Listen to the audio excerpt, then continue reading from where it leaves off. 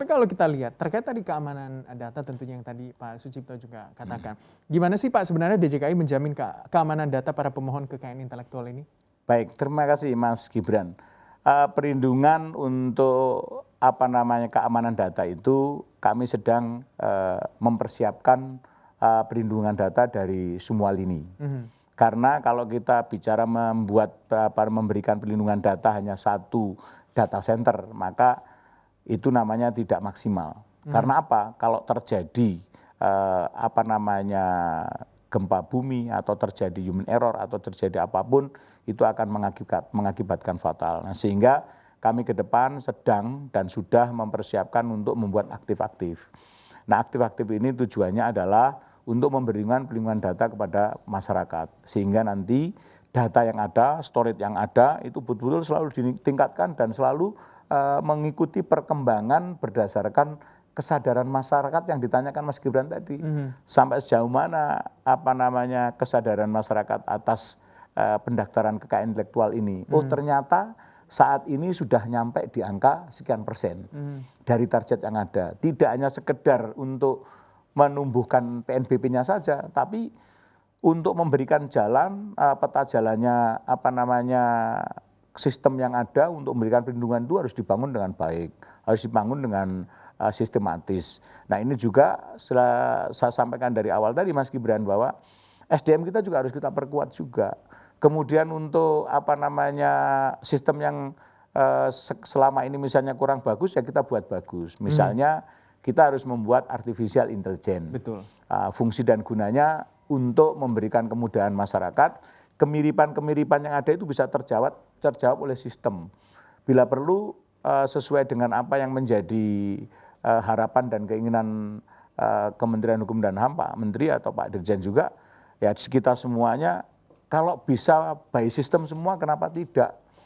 Kalau misalnya kita sudah benar-benar sepakat dan memang hal ini bisa dijalankan, regulasinya sudah jelas. Kita ikutin regulasinya yang ada. Tetapi kalau perkembangan regulasinya, oh ini kita akan lebih cepat lagi, kenapa tidak?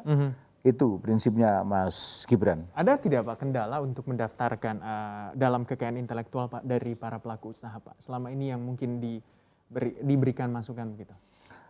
Ada beberapa hal yang memang perlu disikapi dalam hal kendala dari pemohon atau dari masyarakat ya Mas. Tapi kendala-kendala itu tentu dilihat, dipandang dari sisi teknologi informasi, itu memang harus kita sikapi dengan baik. Yang mana yang menjadi kendala? Apakah dari sistem teknologi aplikasinya atau gimana? Nah, terkait hal itu kita harus gerak cepat. Nah, gerak cepat itu adalah untuk memberikan kemudahan demi terwujudnya pelayanan yang benar-benar cepat, tepat, terukur, dan ekonomis. Nah, dari situ juga kalau sekiranya masih ada beberapa hal ya kita ngambil langkah konkret. Maka dari awal saya sampaikan bahwa pembangunan sistem online itu tidak dengan serta-merta kita membiarkan SDM. Mindset dan cara pandang aparatur sipil negara di lingkungan kami itu harus kita bangun, harus kita rubah mindsetnya menjadi mindset yang melayani. Karena kalau kita tidak punya mindset melayani, maka di sisi teknologi nanti tidak akan pernah peduli, akan selalu apatis. Nah, inilah yang kita bangun supaya apa yang disampaikan Mas Gibran, kalau misalnya ada tidak sih pengusaha yang melalui komplain atau melalui kesulitan-kesulitan. Sampai saat ini kita menyiapkan live chat, Mas. Jadi live chat itu wadah untuk memberikan wadah untuk berkomunikasi. Kesulitan saya di sini, kesulitan saya di situ. Nah, alhamdulillah sekarang itu terjawab dengan baik mengenai live chat yang ada. Komplain pasti ada, karena tidak ada kesempurnaan dalam membangun pelayanan publik secara online ini, tidak ada kekurangannya. Kekurangannya pasti ada, tetapi tugas kami adalah untuk memperbaiki kekurangan itu. Betul. Cepat atau lambat. Kalau saya prinsipnya jangan lambat-lambat. Ya harus ditindaklanjuti segera. Bahkan kami di TI itu membentuk satgas aplikasi.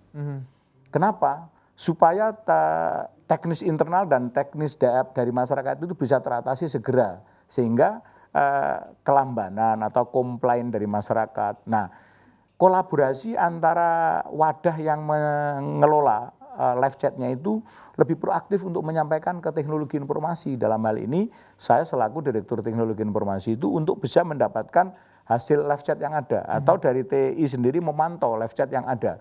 Oh ternyata ada hal ini. Nah Satgas punya kewajiban untuk turun ke situ. Oh ternyata harus ada seperti ini. Karena aplikasi tidak bisa dengan serta-merta membuat aplikasi terus dibiarkan, tidak. Harus selalu dikembangkan, di maintenance, dicek betul-betul, ada tim yang memantau sehingga nanti statistik pelayanan publik melalui online ini bisa terkendali dan bisa diketahui sampai sejauh mana kendala yang ada. Demikian Mas. Ya, peningkatan pelayanan terus dilakukan Dilakukan, tentunya, harus, wajib. dan itu akan menjadi kewajiban juga agar Harus, tentunya masyarakat puas dan juga semakin menggalakkan untuk mendaftarkan kekayaan intelektualnya dan juga melindungi tentunya masyarakat semua yang memiliki kekayaan intelektual. Terima kasih sekali lagi Bapak Sucipto, Direktur Teknologi Informasi Kekayaan Intelektual Kementerian Hukum dan HAM Republik Indonesia. Sehat selalu untuk Pak Sucipto. Terima kasih Mas Sukses Gibran. juga, Pak Sucipto. Sukses untuk Mas Gibran juga. Ya, terima kasih. Jangan lupa kalau ada momen yang penting terkait dengan teknologi kekayaan intelektual maupun sistemnya, kami tidak alergi untuk dikoreksi, kami tidak marah untuk diberi masukan, karena masukan itu akan membangkitkan kembali kita untuk memberikan yang terbaik. Kalau kita dibiarkan, ibarat orang sakit, kalau penyakit itu dibiarkan, maka akan menjadi kompleksitas penyakitnya membahayakan buat yang sakit. Tapi kalau segera dikasih tahu, sakitmu kanker, segera kanker itu dicarikan solusi sehingga tidak merambah kemana-mana. Betul sekali. Koreksi dan juga tentunya masukan itu adalah tanda sayang tentunya juga bagi tentunya Kementerian Hukum dan HAM. Terima kasih Pak Sucipto. Terima kasih sekali kembali lagi. Mas Gibran. Sehat selalu tentunya. Untuk informasi lebih lengkap dan berita terkait, klik link deskripsi. Dan jangan lupa juga untuk download aplikasi CNBC Indonesia yang tersedia di Play Store dan juga App Store. Jangan lupa subscribe ya.